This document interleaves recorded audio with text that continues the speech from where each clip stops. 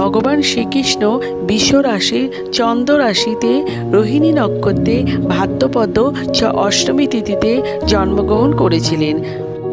ভাদ্র মাসের এই অষ্টমী তিথিতে শ্রীকৃষ্ণ ধরাধামে এসেছিলেন মানুষ রূপে।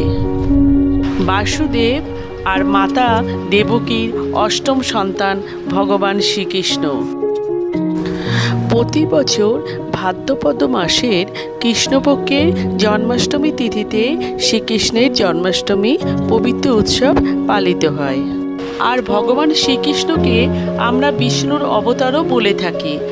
শ্রীকৃষ্ণের এই জন্মাষ্টমী পালিত হয় গোটা বিশ্ব জুড়ে, বিশেষ করে মথুরা ধাম, বৃন্দাবন ধাম, মায়াপুর ধাম, নবদ্বীপ ধাম, ইস্কন ধামেও পুজো হয়ে থাকে।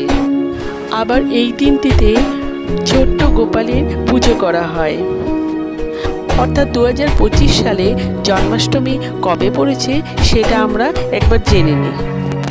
বন্ধুরা, তার আগে পরবর্তী ভিডিও পেতে চ্যানেলটাকে সাবস্ক্রাইব করে নেবেন আর ভিডিওটা লাইক শেয়ার করতে ভুলবেন না। আর কোনো কিছু তথ্য জানতে হলে কমেন্ট বক্স তো রইলই।